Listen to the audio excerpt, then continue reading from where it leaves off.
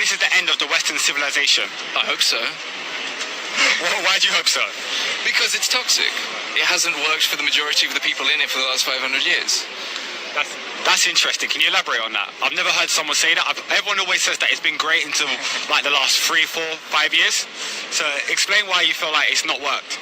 It's a parasite that requires tremendous suffering for the majority of people living in some of the poorest conditions in the world in order to create a comfortable, luxurious life.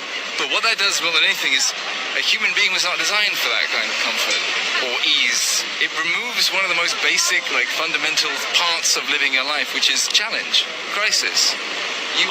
Would you say we're too comfortable in the West right now? Absolutely. We don't, and obviously because you live in it, you don't even recognize just how comfortable you are until you maybe travel out and live in somewhere else. So if I'm to leave the West today, where would you recommend I go?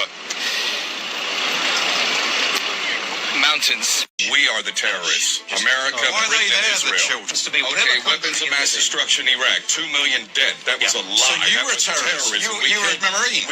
We have Madeleine Albright, former Secretary of State of the United States, who said, quote, 500,000 dead children was, quote, worth it.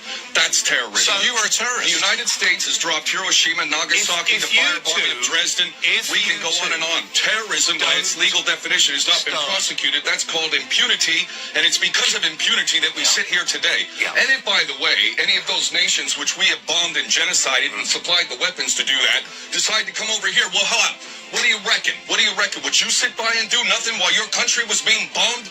While it was all based on lies, weapons of mass destruction, much?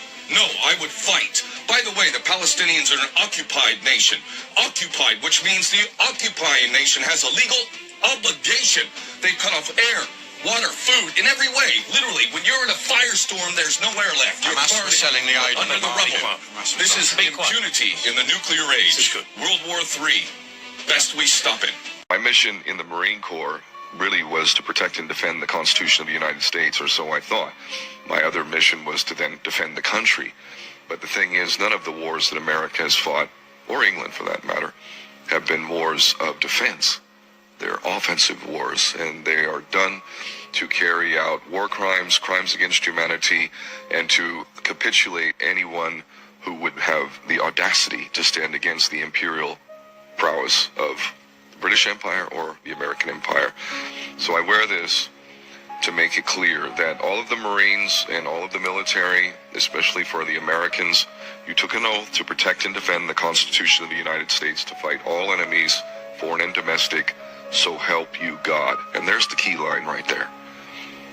Whatever judgment we get on this earth, and I've been through the ringer myself, I have been through stuff that would break lesser men, guaranteed.